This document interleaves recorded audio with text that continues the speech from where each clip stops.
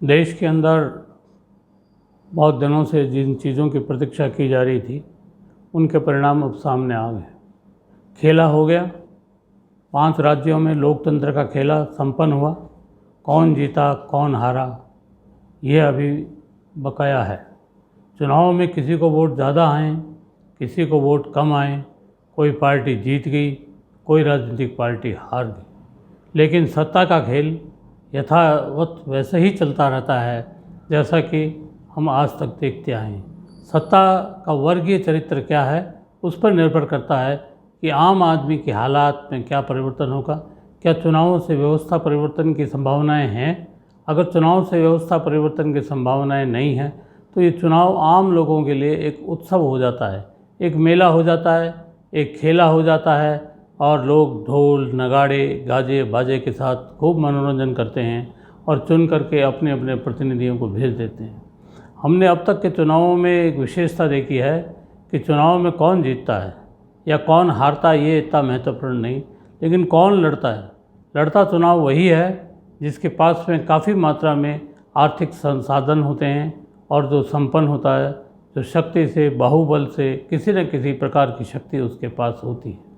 इन चुनावों में विशेषता ये रही, लोग खुश हैं कि बंगाल में ममता जीत गई, कहीं खुश हैं कि केरल के अंदर वामपंथी जो राजनीतिक पार्टियां हैं उनका गठजोड़ जीत गया या वामपंथियों की सरकार बन जाएगी। आसाम में भारतीय जनता पार्टी जीत गई, इससे भी लोग खुश हैं। देश के अंदर विभिन्न प्रकार के विभिन्न प्रदेशों के अंदर प्राय देश में जितनी राजनीतिक पार्टियां हैं उन राजनीतिक पार्टियों की भूमिका जो चुनाव आयोग के यहाँ पंजीकृत हैं या चुनाव लड़ती हैं, उन राजनीतिक पार्टियों के लोगों का कहीं ना कहीं राज्य सरकारों से और केंद्रीय सरकारों से साथ में तालमेल होता है और सरकारें उन्हीं राजनीतिक पार्टियों को चलाती हैं। राजनीतिक पार्टियों के तमाम जो नेता हम देखते हैं कि रोज़ाना समाचार पत्रों में और टीवी में छाए रहते हैं, वे सारे नेता अब किसी न किसी रूप से इस हालात के अंदर हैं कि वे जनधन से ही अपनी राजनीति चलाते हैं। सामान्य राजनीति करने वाला आदमी या सामान्य राजनीतिक प्रकार के एक वैकल्पिक दृष्टिकोण को देने वाला व्यक्ति या वैकल्पिक दृष्टिकोण को रखने वाला कोई समूह अगर कोशिश भी करे तो अपनी बात आम जनता तक पहुंचाने में शायद असफल हो जाएगा। खेला हो गया, अभी हमारे सामने सरकारें बन जाएंगी और सरकारें द्रुत गति से चलने लगेंगी। ऐसा हर बार होता है और होने के बावजूद हम देखते हैं कश्मीर से कन्याकुमारी तक देश है, ईटानगर से इधर तक पूर्व से पश्चिम तक देश एक है और देश की राजनीतिक सत्ता और देश की आर्थिक व्यवस्था एक जैसी ही चलती है। भारतीय जनता पार्टी को लोगों ने इसलिए बहुत पसंद किया था कि भारतीय जनता पार्टी एक नए किस्म के एजेंडे के साथ सामने आई थी और उससे मध्यम श्रेणी के लोगों को ये लगता था कि भारतीय जनता पार्टी उनको जीने का एक सुलभ सा रास्ता देगी। लेकिन हम देख रहे हैं कि कॉरपोरेट जगत के लोग ही तमाम राजनीतिक पार्टियों को चलाते हैं। यह भी सामने आया है कि जो व्यवस्था है उस व्यवस्था का हित इसी में है कि वो बड़े बड़े सरमाएदारों के लाभ और हानि को अगर बना के रखते हैं तो वे लोग खुश हैं। बंगाल के चुनाव के अंदर ममता जी को बहुत संघर्ष करना पड़ा और उस संघर्ष के बावजूद उनको विजय मिली, लेकिन भारतीय जनता पार्टी आज बंगाल में अपनी पहचान बनाने में सफल हुई। ये भारतीय जनता पार्टी की जीत ही है और उनको इस बात की मुबारकबाद देनी ही चाहिए कि वो जहाँ नहीं थी वो वहाँ पहुँच गई। अब इतिहास भी देखिए, जो 200 से इतनी बड़ी ताकत के रूप में आए और उनका जो नारा था कांग्रेस मुक्त भारत, उसकी ओर वो लगातार बढ़ते जा रहे हैं। लेकिन विकल्प के रूप में हमारे देश में ना भारतीय जनता पार्टी कुछ दे पाई, कांग्रेस चली गई या कांग्रेस से मुक्त भारत हो भी गया तो क्या कोई नया वैकल्पिक हमारी व्यवस्था हो सकती है? क्या कोई राजनीतिक पार्टी ने इस चुनाव के दौरान कभी अपने घोषणा पत्रों पर चर्चा की? क्या किसी राजनीतिक नेता ने अपने इन चुनाव आंदोलन के दौरान अपने भाषणों के अंदर नीतियों पे कुछ घोषणाएं की, जैसे रेल का निजीकरण या सार्वजनिक उपक्रमों का बर्बाद होना या सार्वजनिक उपक्रमों का निजीकरण होना या देश की धन संपदा की बिक्री होना या बेरोजगारी का मुद्दा या भूमि सुधार संबंधी मुद्दे या किसानों संबंधी मुद्दे और ऐसे अनेक बात हैं जो देश की लोकतांत्रिक ताकत को कमज़ोर करने वाले बातें हैं, उनको लेके कोई राजनीतिक पार्टी या कोई नेता अपना वक्तव्य नहीं दे रहा था, कोई नेता कभी बोल नहीं रहा था। ऐसा क्यों था? क्या इस मामले में सब में एक रजामंदी थी कि हमें राजनीतिक मुद्दों और अपने घोषणा पत्रों और राजनीतिक व्यवस्थाओं के ऊपर बात करनी है या नहीं करनी? जैसे आज़ादी के समय में हमारे जो नेता थे, उन्होंने स्पष्ट रूप से कहा था कि हमें इसलिए आज़ादी चाहिए कि हर हाथ को रोज़गार मिले, हमें इसलिए आज़ादी चाहिए कि हम अपना आर्थिक विकास कर सकें, हमें इसलिए आज़ादी चाहिए कि विदेशी ताकतें हमारा शोषण नहीं कर सके। क्या वो मुद्दे अब ख़त्म हो गए? और अगर वो मुद्दे अभी बरकरार हैं, अभी भी साम्राज्यवादी ताकतें हमारे मुल्क के अंदर दखल देती हैं, तो क्या इस मुद्दों के ऊपर राजनीतिक पार्टियों को नहीं बोलना चाहिए? मुझे कभी कभी ऐसा लगता है कि राजनीतिक पार्टियां शायद ये सोचती हैं कि राजनीतिक, आर्थिक और सामाजिक मुद्दों पर अगर चर्चा की जाएगी तो फिर जनता प्रशिक्षित होने लग जाएगी, और जनता अगर प्रशिक्षित होने लग जाएगी तो नेताओं से साफ साफ सवाल पूछने लगेगी, क्या निजीकरण होगा, क्या पूंजीवाद आएगा, क्या समाजवाद जाएगा, क्या साम्यवाद हमें पसंद नहीं, क्या वामपंथी पार्टियां हमें पसंद नहीं, क्या हमें दुनिया की व्यवस्था को बदलने में कोई भूमिका अदा करनी चाहिए, क्या तटस्थ राष्ट्रों को फिर एकजुट होना चाहिए? जनता ये सवाल पूछने लगेगी। जनता अगर ये सब सवाल पूछती है, जनता ये पूछेगी कि मेरे घर के अंदर मेरा नौजवान बेटा क्यों मर गया, मेरी बेटी क्यों मर गई, हमारे यहाँ पे बलात्कार क्यों होते हैं। जनता पूछने लगेगी कि हमारे सामाजिक व्यवस्था में ऐसा क्या दोष है कि अपराध बढ़ते हैं, बाहुबलियों की जय जयकार होती है या धन बलों की जय जयकार होती है। जनता अगर ये सब बातें पूछेगी तो नेताओं को जवाब देना मुश्किल हो जाएगा, क्योंकि अभी अधिकांश जो जनप्रतिनिधि के रूप में सामने आते हैं वो वही बलशाली लोग सामने आते हैं जो जनता पे हुकूमत करने की अपनी दावेदारी दिखाते हैं, और हुकूमत करने में वो लोग कामयाब भी हैं, क्योंकि जनता भी उन्हें वोट डाल पर ही तस्दीक कर देती है।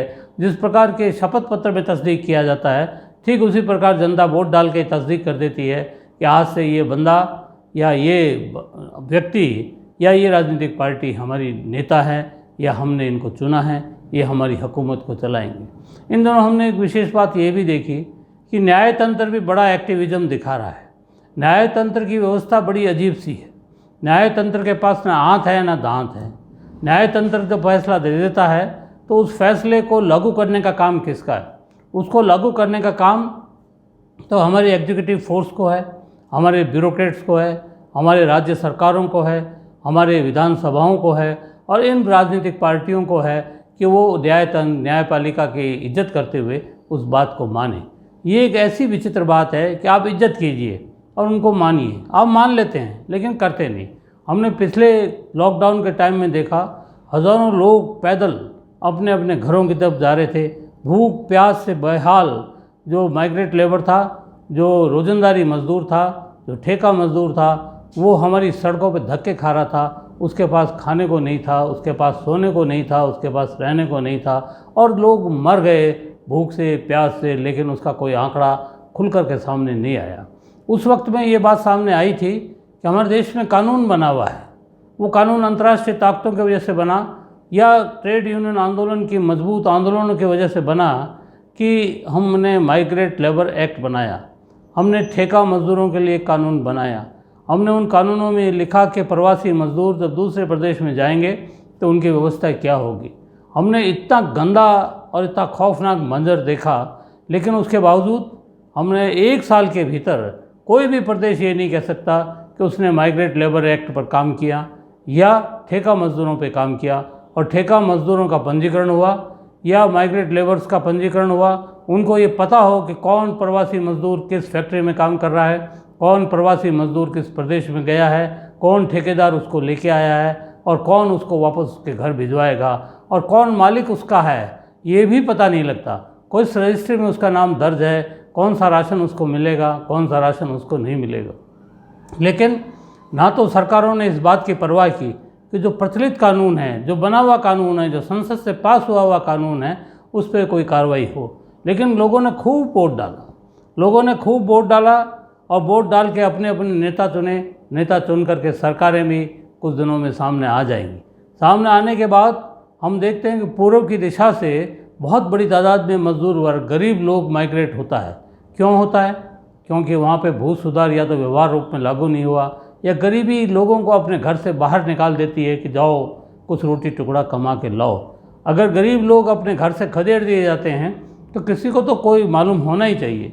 देश में अगर लोकतंत्र है तो लाखों लाख गरीब लोगों को आप भुलावे में रख करके या उनको अंधेरे में रख के या उनके अज्ञान का अनावश्यक लाभ ना लें, और लाभ लेते हैं तो कम से कम ये तो व्यवस्था करें कि वो जिंदा रहें।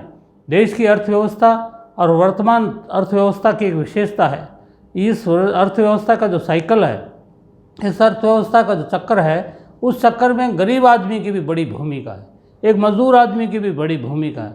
वो एक अच्छा उपभोक्ता है या नहीं है, ये इस बात पर निर्भर करता है कि उसकी परचेजिंग कैपेसिटी है या नहीं, उसमें खरीद करने की क्या क्षमता है। अभी ये बात बहस के अंदर आई कि लोगों के एजेंडे बदल गए। अब 2 रुपए का अनाज लेने के लिए मजदूर लाइन में नहीं खड़ा होना चाहता, उसकी महत्वाकांक्षा बढ़ गई है। वो मोटरसाइकिल लेना चाहता है, वो डीजल लेना चाहता है, पेट्रोल लेना चाहता है, वो रसोई गैस लगाना चाहता है, वो पक्का मकान चाहता है। हमारे किसान की महत्वाकांक्षा बढ़ गई, उस हर एक को मोबाइल चाहिए, हर एक को टीवी चाहिए, हर एक को कंप्यूटर चाहिए। अच्छी बात है। इन 5-10 सालों के बीच में लोगों की महत्वाकांक्षाएँ तो बहुत बढ़ी, लेकिन महत्वाकांक्षाओं की पूर्ति कैसे होगी।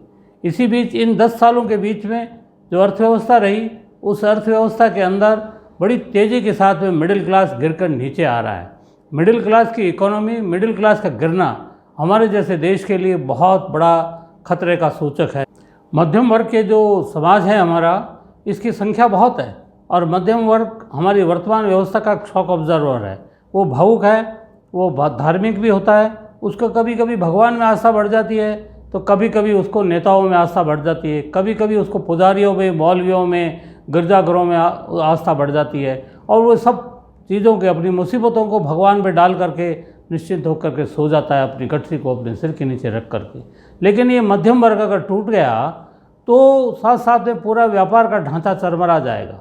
अगर उसकी खरीदारी की क्षमता कमज़ोर हो गई तो बड़े बड़े सरमाएदारों, जिनके लिए व्यवस्था काम कर रही है, जिनको पनपाना चाहती है, उनके द्वारा उत्पादित माल को खरीदेगा कौन। अगर खरीदने वाला नहीं होगा तो बाज़ार तो वैसे ही मंदी का शिकार हो जाएगा। इस बात पे ज़रूर गौर करना चाहिए। अब सरकारें तो चुनी जाएंगी। वामपंथी सरकार केरल में अकेली रह गई, और बंगाल में जहाँ थी वहाँ बहुत कम संख्या के अंदर उनके उम्मीदवार जीत कर आए हैं, या वो प्रभावशाली रह गए। ऐसा कहें तो कई लोग ये कहने लगे कि दुनिया के अंदर साम्यवाद ख़त्म हो गया तो हिंदुस्तान में भी साम्यवाद की ज़रूरत नहीं है। हिंदुस्तान का सांस्कृतिक परिवेश इस प्रकार का है कि हमको समता चाहिए। हमारा परिवेश साम्यवादी परिवेश है, इसलिए इसको इनकार नहीं करना चाहिए। और हमारा साम्यवादी परिवेश ये कहता है जियो और जीने दो। हमारा साम्यवादी परिवेश ये कहता है कि हर एक को विकास के समान अवसर मिले। अगर शिक्षा के समान अवसर मिलें, अगर ये अवसर मिलें तो हम सब मिल कर के हमारे देश को खूब आगे बढ़ा सकते हैं। मैं एक बात सोच रहा था कि चुनाव तो कितने सालों से हो रहा है, कितने चुनाव हो गए, लेकिन एक शोध का कार्य हिंदुस्तान के विश्वविद्यालयों को करना चाहिए। वो शोध ये है कि राजनीतिक पार्टियों के घोषणा पत्रों पर तो शायद 1-2 बार चर्चाएं हुई, शायद शोध भी हुए होंगे कि किस राजनीतिक पार्टी का घोषणा पत्र क्या कह रहा है, किस राजनीतिक पार्टी का घोषणा पत्र क्या कह रहा है। जनता पार्टी जब सत्ता में आई थी, उसका घोषणा पत्र ऐसा लग रहा था कि जैसे वो बहुत ही प्रगतिशील पार्टी के रूप में सामने आई, लेकिन कुछ ही क्षणों में, कुछ ही दिनों में उसका सफाया हो गया कि हमको वो घोषणा पत्र पसंद नहीं था। लोगों को पता नहीं था कि जनता पार्टी करना क्या चाहती है, और जनता पार्टी का करना क्या चाहती है जब पता भी लग जाए तो फिर क्या हो। तो अभी एक शोध करना चाहिए। हमारे देश के जाने माने राजनीतिक के जो विद्यार्थी हैं, उनको, राजनीतिक जो शास्त्र के अंदर काम कर रहे हैं उन यूनिवर्सिटियों को, कि अलग अलग मॉडल की सरकारें हमारे पास में, अलग अलग झंडों की, अलग अलग नामों की सरकारें हमारे पास में हैं। केरल में वामपंथी सरकार है, तो आसाम के अंदर भारतीय जनता पार्टी की सरकार है, जिसके एजेंडे में हिंदू भी है, जिसके एजेंडे में खुले व्यापार की नीति भी है, जिसके कर्म काम में ये भी है कि विदेशी पूंजी का भारत में दखल कैसे हो, जिसके कार्य, बोलने और व्यवहार में काफ़ी अलग तरह का, विचित्र तरह का वो तालमेल है। यूँ कहें तो अंतर्राष्ट्रीय स्तर पर भी वो पसंद की जा रही है, राष्ट्रीय स्तर पर भी वो पसंद की जा रही है। और जैसे कहीं कहीं कांग्रेस की सरकार भी है, और ममता दीदी की तृणमूल सरकार बंगाल में आई गई। इस प्रकार हमारे यहाँ सब मॉडल्स की, सब कलर की सरकारें हैं।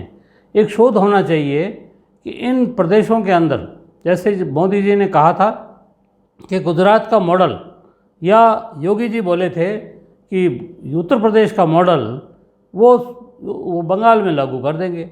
अरे उस मॉडल में और बंगाल के मॉडल में अंतर क्या है? केरल के मॉडल में और आसाम के मॉडल में अंतर क्या है? ये चीज़ें सामने आनी चाहिए। सबरीमलाई मंदिर को लेकर के अगर इतना विवाद हो सकता है तो हमें सोचना पड़ेगा कि क्या हमारा सांस्कृतिक परिवेश क्या है? क्या ये राजनीतिक पार्टियां अपनी एक सांस्कृतिक धरातल भी रखती हैं?